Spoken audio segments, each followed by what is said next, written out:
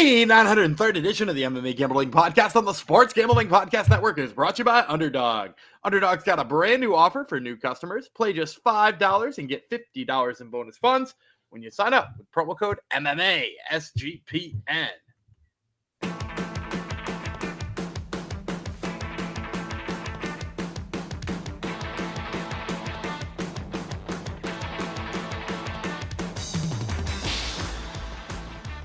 Hi-yo, Degenerinos. Welcome to episode 903 of the MMA Gambling Podcast on the Sports Gambling Podcast Network, dedicated to one of our friends in the YouTube, Innocent David, who's watching us from Nigeria. So there you go. We are worldwide. I'm not Mr. Worldwide. I am Fosho. Mr. Worldwide would be a fun new nickname for you. It's taken already, though, isn't it? Isn't it that Pitbull guy? I think he's Mr. Worldwide. Pitbull, yeah. For now, maybe. That is, now that I've said it. For now, I'm Fosho Fox, which is a good name too. That is Daniel Gumby-Vreeland. And we are here. We're not going to mess. There's no real time to mess around this week. This episode. We've got 8 fights to cover today. We got a big fight card, UFC Fight Night. Imavov versus Ohio. We're not talking about those guys today, though. Today's all about the prelims. Get an 8-fight prelim card and a 6-fight main card. So they really packing them in pairs. Maybe they're expecting people to drop off the card or something.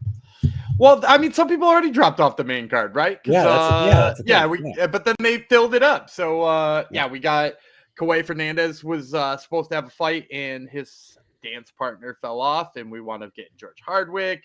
Nope. I feel like there was Harry Hardwick. Oh, God. We're gonna do that a bunch of times. I feel like until both of them are in the UFC. And then there was another replacement fight too, right? Like another guy jumped in last second. No, I think that's it. We lost a Unici Duban Kennedy Freeman fight, which is too bad. Right. Nice to see Freeman make her debut, but that was it. So that is it for now. Maybe something's going to be coming down the pipe. So even if they lose a bunch of fights, it's still a big fight card, a pretty packed fight card. Hopefully we're going to win some money on it. So we should dive into it. After, I'll remind you about a few things. A free roll football contest is back on SGPN. It's free to enter, hence the name. And you're picking every NFL game against the spread. $3,000 to first place, $4,000 if you're a Patreon.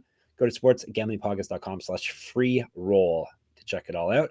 Plus, we have a sale in a merch store at sportsgamblingpodcast.com/store. 25% off everything in the store with the promo code football. Lots of MMA Gambling Podcast merch in there, and merch for basically every show. So check it out, sportsgamblingpodcast.com/store football at checkout.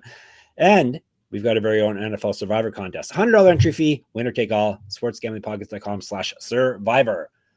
And I think we should dive into it, right? Do you have anything you want to say off the top, Gumby, or you just want to dive into it? No, this is a good card. Let's get excited about it. Let's get excited. Hopefully I can keep beating Gumby. It's been little tiny wins over the past couple of weeks, but I need a big one. Maybe this will be the week. UFC Paris, aka UFC Fight Night, Imavov versus Ohio. It's going down on Saturday. Noon Eastern is the fights we were talking about here. Start time, ESPN Plus.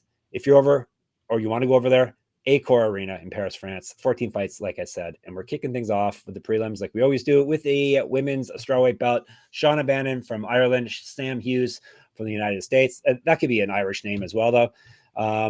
I was surprised by this line. Let's actually break it down. Mama B is Shaunna Bannon. 7-1, 2 knockouts, 1 submission. She's never been finished in a fight. She's 2-1 in the UFC. She won 2 straight, including her last fight via submission. She went 2-0 in Invicta. She has multiple regional championships on her mantle. Correct. Get her shirt, get her merch. Like I said, sportsgamblingpodcast.com/store. Remember, football will get you 25% off. She's fight up at 125. She's got an inch of reach over Hughes. She's a year younger. She's more active landing strikes than Hughes is. She's outstruck her UFC opponents by 0.89 strikes per minute, plus 286. Sam Hughes. I appreciate it. As long as she doesn't change her name to like 50K, we will keep the Sam Page like the Danimal did. Sam Page is 10-6, 2 knockouts, 3 submissions. She's been knocked out once, submitted once. It's pretty durable. 5-5 in the UFC. She's won 2 straight though, just like Bannon, and 3 at 5.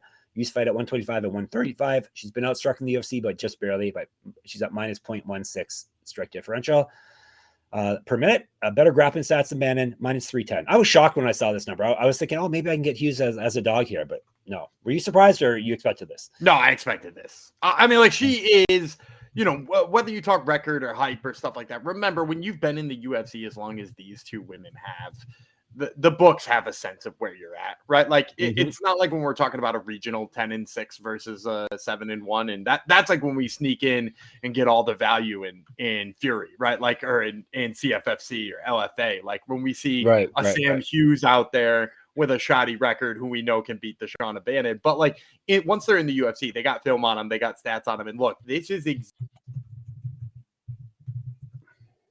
exactly the type of fighter and deep down in terms of her fighting style.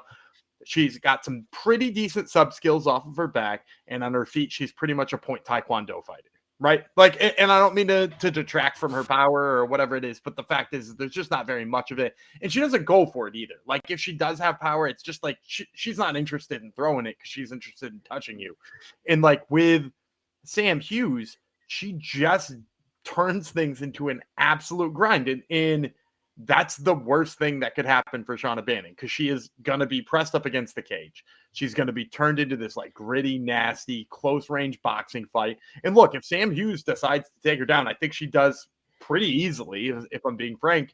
And is Bannon going to sub her off her back? Probably not. Hughes has only been subbed once in her whole life. I like Sam Hughes here, and I'm going to throw a little surprise at you too. I actually think Hughes finishes her.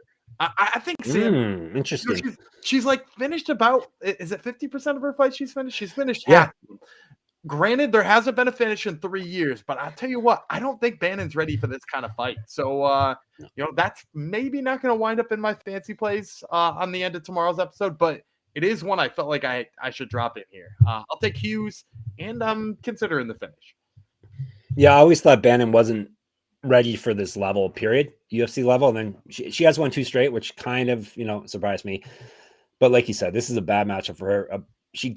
Bannon doesn't, she's not an explosive athlete with finishing power. So we say this right after she finished Puja Tomar. Yeah, I know. I know. Well, whatever. Consider the competition, but yeah, she kind of has to fight like Hughes fights, and Hughes is way better at it and stronger and more physical. Like it's going to be a grind, like you said, she's going to try to point fight, and she's not going to be able to, I don't think, with Hughes, because Hughes will muck it up. So Hughes is a pick. I was just hoping to get a better number, but nonetheless, she's going to win.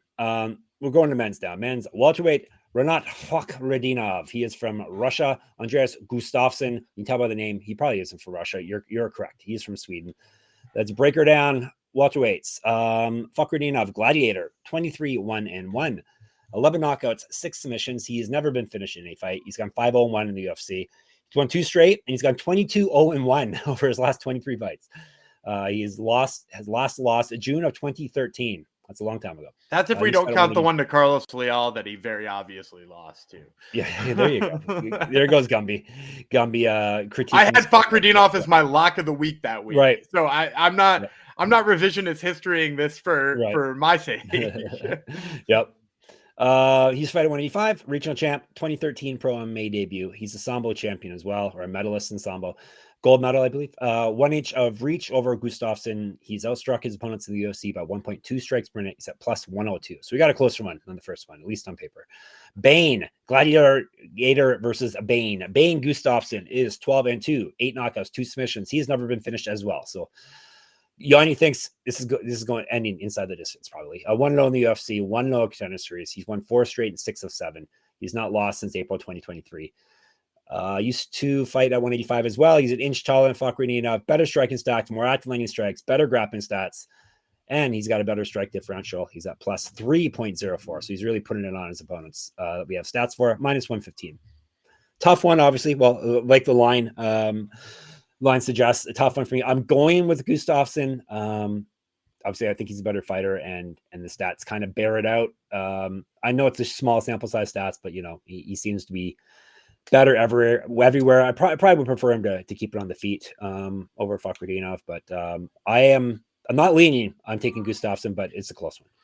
I really like this fight when it got posted, and Gustafsson was like plus 180 or something like that. Yeah, out the gate. Like I would have way rather had this way back then. But I think the public's doing the right thing here by all getting in on Gustafsson, and the reason is.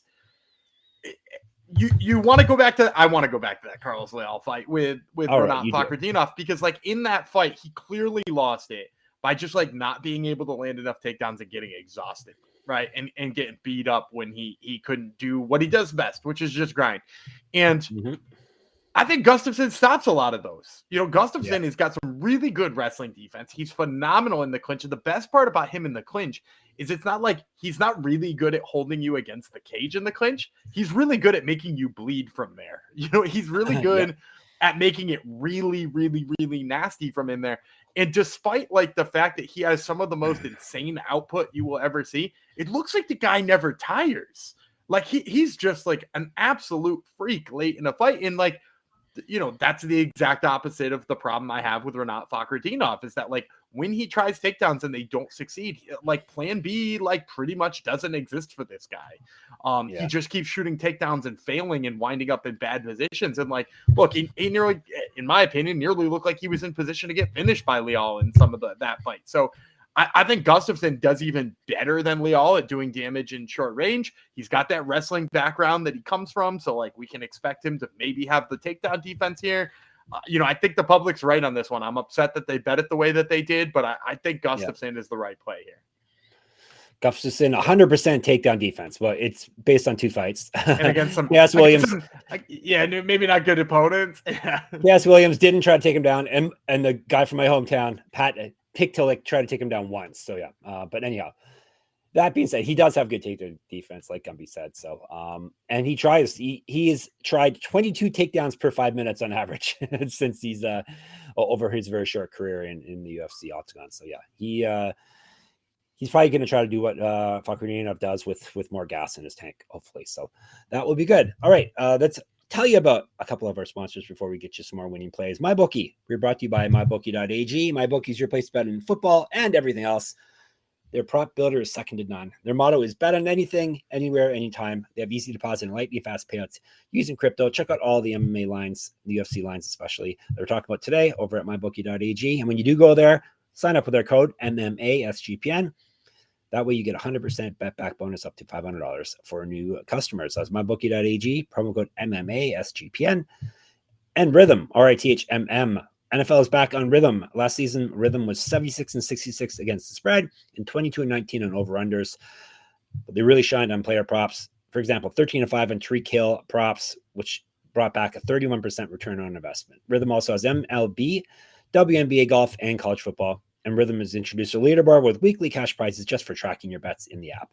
Track 5 bets of the same type from any model you build, and you can win $1,000. Gumby, guess what I'm going to ask you for? Oh my God, another week 1 play. Gumby, well, if you don't have one, you can pick a different sport by all means. No, I got you. Let's say we're going to go to the Friday night game. The Chiefs are playing the Chargers on Friday night in Sao Paulo, Brazil to kick it off.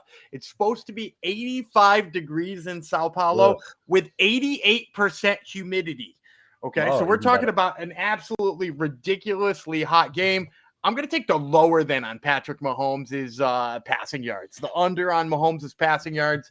Like as much as he's looked all right. I mean, he's got some banged up receivers. It's going to be disgusting out there.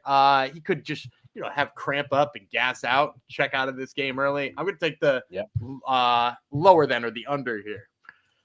All right. Everyone go to Rhythm. See if Gumby knows what he's talking about. You can get a 7-day free trial to Rhythm right now by going to sportsgamblingpodcast.com/rhythm. That's RITHMM. All right. We are moving on to middleweights now. Brad Tavares, Robert Bryczek. He is from Poland. Tavares from the United States of America. They're fighting at middleweight, like I said. Bryczek first is 17-6, 11 knockouts, 1 submission. He's been knocked out once, submitted once, 0-1 in the UFC. He's won 5 of 6, but he did lose his last bout. That was back in February 2024. He's not won since February 2023. He has multiple regional championships on his mantle. Correct. Get a shirt, get a merch, sportsgamblingpodcast.com/store. Remember the code football. He used to fight at 170, 2011 Pro MMA debut, an inch of reach advantage over Tavares, 3 years younger. He got outstruck in his UFC debut by 2.34 strikes per minute, plus 203. Tavares is 21-10, 5 knockouts, 2 submissions. He's been knocked out 5 times, 16-10 in the UFC. He's won 1 of 3 and 2 of 4, but he did win his last bout. He went 3-1 in the Ultimate Fighter, 2007 Pro MMA debut. He's an inch taller than Bryczek. He's got better striking stats, more active landing strikes, better grappling stats. This is a very small sample size, though, compared to his opponent. Tavares has been, he has actually outstruck his opponents in the UFC by 0.14 strikes per minute. He's at minus 200. Imagine this, 2025 and Brad Tavares is a minus 200 favorite. And I'm happily taking him at not minus I'm taking 200. him as well, shockingly. Yeah, like, I tried not to, but no. He lost to Winnie the Pooh's friend, Eeyore, last fight. Come on. Yeah, and the thing about Bryczek is like he's pretty much parlayed a big right hand against like who did he knock out? Was it Lee Chadwick and then Samuel Kristofic over in Octagon? Like he yeah, no, it was Octagon. Yeah, he was an Octagon guy. I'm pretty sure it was Chadwick and Kristofic that he knocked out with like big right hands, and like then he got himself a UFC contract. And like the fact of the matter is like those fights were like a minute long or something like that. And like he didn't really show that he's got the full thing. It's kind of like, to be honest, it's just drop the bomb or lose for me with Bryczek. Like he is going to knock you out or you'll probably be fine. And like, who's really knocking out Brad Tavares? Like even at this stage in his career, who's knocking out Brad Tavares? The dude is so durable and tough and knows how to take a fight and make it real ugly and stay away from the big bombs. Like this is just like a veteran lesson, despite the fact that Bryczek's had a ton of fights. This is just a veteran lesson for him. Like he's going to lose to a guy who's just craftier and has been in the UFC against high-level opponents for a million years. So yeah, I'll take Brad Tavares. Yeah, if Potier could figure out how to beat Bryczek, I think Tavares can too. He basically, it can be the exact same way. Avoid the power strike and just poke him, outwork him. Yeah, outwork him. So that's basically what happened. If he's got his power striking button is jammed down, he's popping his controller, and all he can do is throw big right hands, and he gets very tired. So yeah, I am surprisingly. I tried not to. I'm like, come on, I got to find an angle here that I'm not going to take Brad Tavares as big of a favorite, but I couldn't find one. So there you go. Tavares is our. Here we are. All right. Here we are with Brad Tavares. All right. We are going to 170 now. Back to 170. Sam Patterson, United Kingdom. Trey Waters, United States. And let's break her down by telling you about Waters first. The truth. 9-1. 3 knockouts, 3 submissions. He's been submitted once. 2-0 in the UFC. He's won 3 straight fights. He's not fought those since May of 2024. He last lost a fight September 2022. He was LFA champion, 0-1 in Contender Series. Who beat him, Gumby? Trey Do you know Waters. this one? I don't remember who beat him. By submission? I don't know if it was by submission, actually. Well, his only loss is by submission. Yeah, right. Yeah, so it would be by submission. No, I don't remember. Can't remember. Gabriel Bonfim. So it is. Oh, yeah, it was the Von Flue choke, right? Von Flue choke? Yes, I'll say. Von Flue. I was going to say it aged well. It aged well for a bit. Yes, it was a Von Flue choke. No, that's still a quality loss, especially when you're not in the UFC. So, all right. He's 2 inches taller than Patterson. He's got better striking stats. He's twice more active landing strikes. He's outstruck his opponents by 0.82 strikes per minute. He's at plus 161. The future, Sam Patterson. The truth versus the future. 13-2-1, 5 knockouts, 7 submissions. He's been knocked out twice. 3-1 in the UFC. He's won 3 straight, 9 of 10. All 3 wins. The past 3 wins have come via submission. He's last lost a fight March 2023. He went 1-0 at Contender Series. He's got inch reach over Waters, a year younger than him, better grappling stats than Waters. He's outstruck his opponents he has been outstruck by minus 0.43 strikes per minute. He's at minus 175. This one's a tough one. Is it a tough one for you, Gumby, before I make my pick? No. Or no? Was this easy for you? No. Really? So Gummy's going to be if I make the wrong pick, Gummy's going to be very, very mad at me. I've kind of switched back and forth. I'm probably going to take the wrong pick, but is his takedown? Yeah, he's got a 90% takedown defense. Trey Waters, better on the feet. I like his resume a bit better. I like it that he's a dog, obviously. Like I said, mostly I think he's a better striker, and he has shown that he can keep fights on the feet. So that is what I'm hoping for here, because Patterson, I think, needs to probably take this down to win the fight. So give me Trey Waters at dog money. I think Sam Patterson's length is an absolute nightmare here for Waters. 1 inch reach and one. That's it. So okay. Yeah, but it's not about how long. It's how he uses it. It's how he uses it. Yeah, it's the motion of the ocean. A lot of times you'll see Waters. Like he's going to use it more in the clinch with his like knees and stuff like that to the body. But like, what's the problem is if he's in the clinch, he's in danger of being taken down. And if he's in danger of being taken down, he's in danger of being submitted really quickly, because the fact of the matter is in that fight where you could see him lose by Von Fluchoke, and in lots of his other fights, you can be like, oh, it really seems like he doesn't quite know what he needs to do on the mat. It really does seem like he's got some deficiencies there. And Patterson is so fast to finish chokes. Like when he gets in on the neck, it is like over right away. And he's proven me wrong a couple of times. I was like a Sam Patterson hater once upon a time, but like I really like his ability to finish chokes. And then, like I said, like I just think he uses the jab longer. I think he's one of those guys who has kind of surprising power. Like I wouldn't be surprised if we saw a tag and bag here from Patterson too. His subline right now is plus 190. I kind of love that. But yeah, it's Sam Patterson for me here. I think the length's too much. All right, we shall see. I got an extra dog, at least at this point. We'll see by the time the episode ends. We're going to 155. Got another guy from the UK in this fight, Harry Hardwick. He's up against Kauê. Is that how you say his name again? Kauê Fernandes. Kauê Fernandes. He's from Brazil, as you can probably tell. By the way, I tried to say the name. We're going to tell you about Hardwick first. Don't call him George. No, his nickname's Houdini. Harry Houdini Hardwick is 13-3-1, 3 knockouts, 4 submissions. He's been submitted once. That makes him durable. Short notice debut in the UFC. He was preparing for a fight, I think, next week. Is that correct, or you're not sure off the top of your head? Yeah, I'm pretty sure it's next week because we got a big Cage Warriors card next week. Right. Yeah, so he just got called up from Cage Warriors a week early. So at least you would hope he'd be in decent shape here. But he's fighting up a weight class as well. So he's won 5 straight, and he's gone 8-0-1 over his last 9. He's last lost in September 2020. Cage Warriors champion currently, also a regional champ, 1-1 in Bellator, RIP. He's fight at 135 and 145. 145 is the weight class that he's currently fighting at, but now he's up at lightweight for this short notice debut. 2015 pro MMA debut. 1-0 pro kickboxer. He's an inch taller than Fernandes. He is at plus 145. Fernandes is 10-2, 5 knockouts, 2 submissions. He has never been finished in a fight. That is durability. 2-1 in the UFC. He's won 2 straight and 4 out of 5. Regional champion. He's fought at 145. 2014 pro MMA debut, minus 159.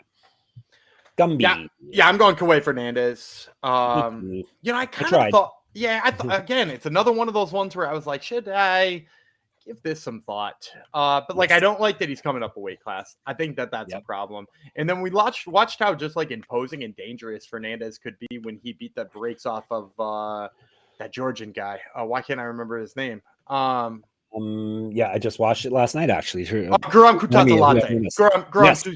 Yeah. He beat the brakes off of him. Yeah, I think I remember if it wasn't 30-27 all the way across the board, there might have been a 30-26 in there too, or at least there was like a heavy debate of a 10-8 round in there. Like Fernandes was just dominant, and he beat a bunch of people up. His only loss in the UFC was kind of his welcome to the UFC moment against Mark Diakese. He kind of just got out wrestled in that fight too. Like he looked pretty good, but Fernandes has looked kind of the part here, and apart from having a little bit of issues with his takedown, he's mostly been fine on the feet. He's been very vicious. And Hardwick's going to, bump up his camp just by a week. He's going to change opponents. He's going to fight in a different place than he was planning on fighting. He's going to fight in a different weight class than he was planning on fighting. Like if you gave me this fight stylistically with all the same parameters, but he could have a full camp and he could be at the right weight and he could be at all the things, I might go ahead and take Hardwick. Like I might consider his striking, but I just think with all of those factors heaped on there, like Fernandes up a weight class is just too much for him and too deadly. So I'm going to take Fernandes. Yeah, weight class, as Gumby said, short notice, obviously, that's a big thing for me because that's the stats actually say don't take short notice, guys. This is especially short notice too. This was just earlier this week. UFC debut as well, short notice debuting fighter. And then just style-wise, Hardwick is very dangerous everywhere. And fast, like he's good on the feet, good on the ground, but I think he gets hit too much. At least what I've seen of him, he gets hit too much. That's a great read. Fernandes hits very, very hard. And if you watch back too, like to your point about being hit too much, like there were some moments in that Orlando Prince fight where I was like, well, is Prince getting it going here? And like Prince is a guy who I've been high on, but mostly just because I love his jiu-jitsu. So like when you're like, is Prince getting his striking going? That's like a question of like, do you get hit way too much, right? Yeah. No, he just seemed to, willing to take one to get one. Fernandes, as we said, he he hit real hard. So yeah, a lot of factors. That's your favorite kind of breakdown. Yeah, he hit real hard. So yeah, I gave you more. I gave you some in-depth stuff there though. So yeah, Fernandes is both our pick here. Both back on the same page. We're going to heavyweights now, and it's rematch. I know. I'm going to say it right off the bat. I know. Oh, do you know how the first one ended? Oh, I did. I watched it too. Oh, nice. I'm like, Gumby must have loved this fight. Broken leg. I did really love it. Marcin Tybura from Poland. Ante Delija. He is from one of the republics, right? He is from. No, he's from Croatia. Croatia. Yes, Croatia. 3 5-minute rounds if they need it. 265. Tybura, nicknamed Tiber. Just taking the after the last of his name. 27-9. 10 knockouts, 7 submissions. He's been knocked out 5 times, submitted once. 14-8 in the UFC. He's won 2 straight and 5 of 7. He's a regional champ. He has fought professionally in MMA since 2011, plus 102. Walking trouble, Delija. Now you can walk again. 25-6, 12 knockouts, 6 submissions. He's been knocked out 4 times, submitted once. This is his UFC debut. He's won 6 of 7, including his last fight via TKO. He went 8-3 in PFL and was the 2022 champion. Got TKO'd by Tybura in 2015. Tybura kind of rocked him, made him step back, and yeah, his leg went. No, if you get a different angle of that, it was a check leg kick too. Oh, okay. It was all simultaneous. Okay, but there was a check leg kick in there. It was like he basically Anderson Silva'd himself. Right. That was back in. He has fought since 2011. He's 5 years younger than Tybura, 2 inches taller, 1 inch reach, minus 107. I'm going dog again. I'm taking Tybura. He looked decent in the first Delija fight. It was a bit of a fluke ending, obviously, but he caused it at the very least. And I just like his all-around game, and I like that he's proven himself at this level. And he might lose a fight once in a while, but he always bounces back, and he's on a nice little run again. I think he can get the job done once again. Hopefully, no leg breaks this time. Give me Tybura as a slight dog here. Yeah, I'm going Marcin Tybura too. I think maybe this is the theme of the episode here where we had like really close odds and I tried to talk myself into the fun newcomer who would spice up the heavyweight division. But then like I went back and I watched some of his fights in PFL, and the one that sticks with me that I watched is he fought Maurice Green. Now I love the Crochet Boss. Let's not knock the Crochet Boss in here. I'm above Crochet Boss slander. Yes. But in the first round of that fight, Maurice Green gets in on a double underneath Delija's hips, picks him up and takes him down, and then shortly thereafter has his back. And just for me, like Maurice Green was always fun to watch, but he was fun to watch because he had like weird submission skills and like one of the most awkward frames I've ever seen in my whole life. He was like the Keith Jardine of heavyweight. But like at the same time, never in my mind was I like, this dude's a beast wrestling. Like that's just not the way you think of him. And the thing about Tybura is like, he might be 39. He might have like wild amounts of wear on his tires, but that dude can wrestle still. Yeah, and he still wrestles like an absolute beast. Just about every time he's in there. I mean, like even his loss to Spivak, which is his last loss, right? He took Spivak down and he got subbed, from the bottom. But like he took Spivak down. His wrestling keeps playing up. So if that's a problem with Delija against somebody like Maurice Green, I think it will be against Tybura too. So I'm in on. I didn't even realize he was an underdog. I thought he was still a slight favorite. So even better for me. I'll take the slight dog, Marcin Tybura. Yeah, he hasn't really shown that he's deterioration of anything, of his chin, of his skills. He's still Marcin Tybura, so I don't think we have to worry about him getting knocked out or anything like that. So, all right, we got 2 more fights to go after I tell you about a couple more things. It'll be beneficial for you, though, to listen. Underdog Fantasy. Underdog Baseball Mania is happening all summer long, giving away $15 million in prizes, including $2 million to first place. And summer is still is on to the 21st, right? So it's still summer. No waiver wire, no arguments about trades. Best ball is the best way to play fantasy football. And Underdog also is a great place to play Pick'em, where you can win up to 500 times your entry. Gumby, do you have a play for the people? I bet you do. Man, I'm gonna have like a whole show's worth of just free picks here. This will probably get to you before the Wednesday night games in baseball, and if that's the case, I like my guy in for the White Sox, Andreas Gomis. The guy has been striking out quite a few people. He's actually got 20 strikeouts in his last 3 games, and he's going to be going up in there against the Twins, and they've got him listed at 4.5 right now. So I'm going to take the higher than on Gomez's 4.5 strikeouts. All right. Take that and listen to this. Underdog's got a brand new offer for new customers. Play just $5 and get $50 in bonus funds when you sign up with our code MMASGPN. And we got a new sponsor, Novig, all one word, Novig. We're also brought to you by Novig. Novig is America's #1 sports production market. Since Novig is an exchange, you know you're getting some of the best prices in the market. Novig is available in 35 plus states. Download the Novig app and get $50 when you spend $5 if you use our promo code SGPN. So get in on the action with Novig, promo code SGPN. All right. No week 1 football pick there, Gumby. Oh, man, you're wearing me out with those. I'm pretty sure I made a pick about just about every player, every team. I got picks. Yes, we do too many episodes, I think, is what that proves. Because these ad reads haven't been going for that long. Football starts tomorrow, right? Thursday, we got a game, right? Yeah, the Cowboys are on. Oh, it's your team too. Who are they playing? The Eagles. Oh, and you sound. I have Jalen Hurts in fantasy football, so look at. And I got the Eagles. Well, they'll probably be way. I regret to inform you, they'll probably be way up, and they'll probably run the ball the whole time. Yeah, that's true. Oh, yeah, I didn't think about that. Oh well, 1 week, that's fine. All right. We are going to light heavyweight now. Oumar Sy, he is from France. We're going to get a lot of French fighters from here on out. Brendson Ribeiro, he is from Brazil. Yeah, we haven't had one French fighter yet, have we, until now? It's strange. All right, Brazil versus France, 205. I'll tell you about Ribeiro. Forever, he will be the albatross around my neck, right? He's a guy I picked over. It does look so bad now. Yeah, I knew it. I was just ahead of my time. Yeah, a beast. He just hurt his leg. I was ahead of my time. That's what I'm claiming. All right, Ribeiro is the gorilla. Are you saying Brendson Ribeiro is as good as Johnny Walker? No, I knew that. As good as Johnny Walker. Probably at some point in their careers, though, you would hope. Probably they would pass like ships in the night. The gorilla is 17-8 with 1 no contest, 9 knockouts, 7 submissions. He's been knocked out 4 times, submitted twice. 2-3 in the UFC. He's won 2 of 3. 2 of 5, 5 of 8. Got TKO'd in his last bout. 1 no on Contender Series. Regional champion. He's fed at 185. 2015 Pro MMA debut. He's been outstruck in the UFC and the Contender Series by 0.78 strikes per minute, plus 375. Sy, 11-1. 4 knockouts, 4 submissions. He's never been finished in a fight. 2-1 in the UFC. He lost his last bout, his only career loss. Who'd you lose to, Gumby? Was it Alonzo Menafield? Yes, it was. Yeah.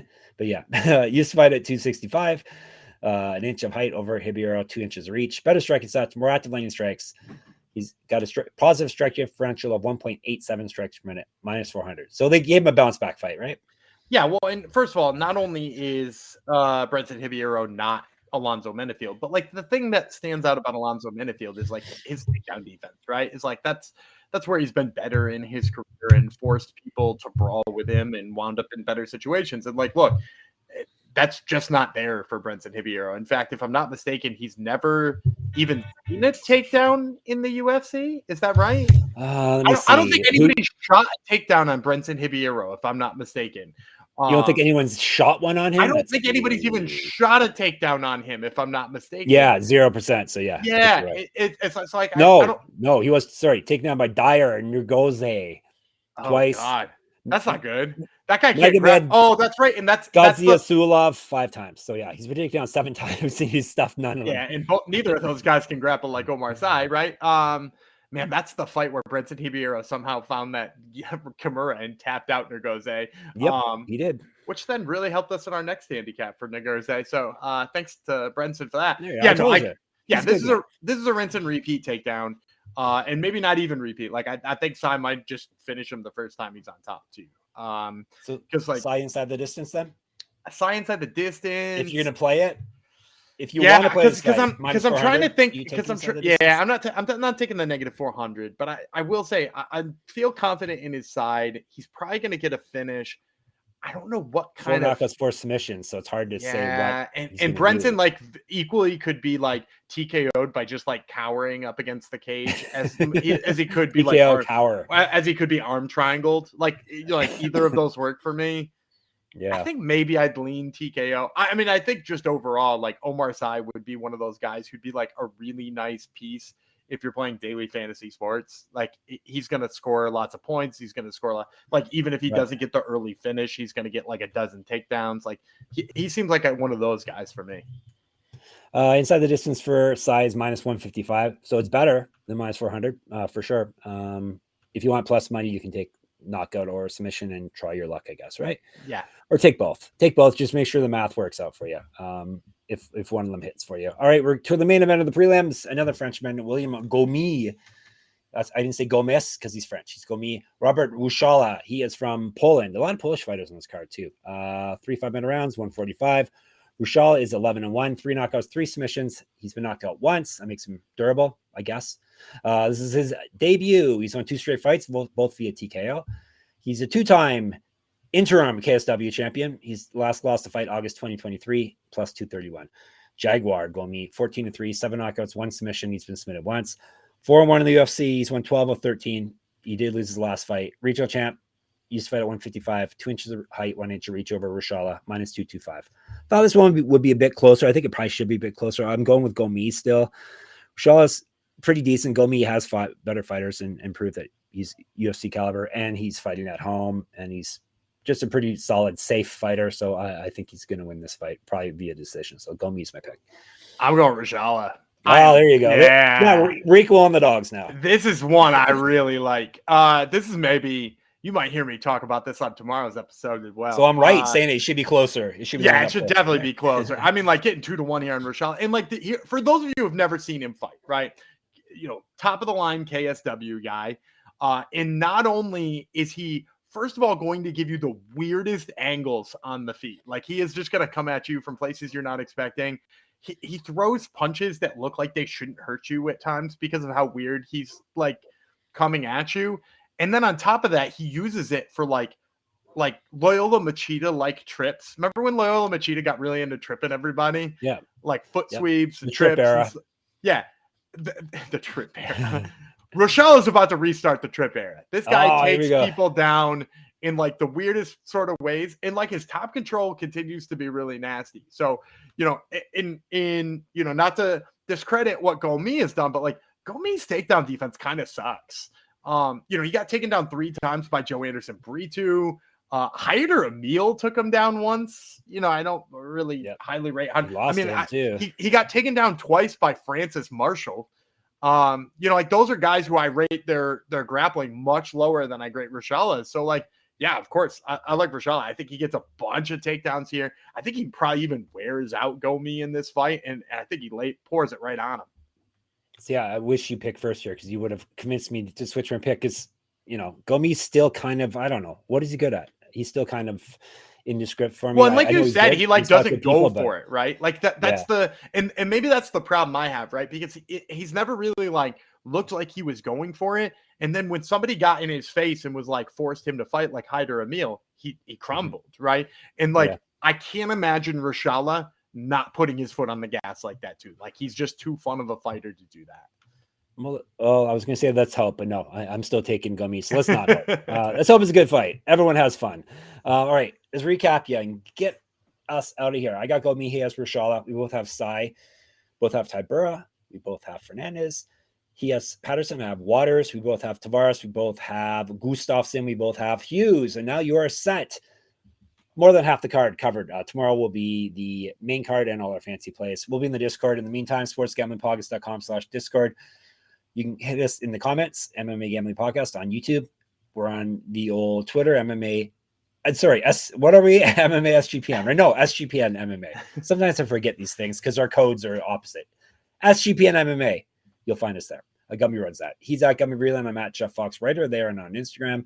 Check out my Substack. You can read my MMA writing and enter my free UFC Pick'em contest at moneymma.substack.com. Gumby, do you know who's on Top Turtle yet this week now that it's Wednesday? I know for sure Chasen Blair will be on this week. He's fighting Tuesday on the Contender Series, which we'll break down in tomorrow afternoon's episode. So make sure you check that out. And then there will be one more for sure fun interview, but it will depend on whether or not I do an interview after we record this. Top Turtle MMA, check it out. Of course, sportsgamblingpodcast.com is the mothership, sportsgamblingpodcast.com/store. Remember, your code is football for 25% off. sportsgamblingpodcast.com/Patreon for some bonus content. Back tomorrow for the main card. It will be the Gorilla, Jeff Fox, Walking Trouble, Gumby Reland. See you then.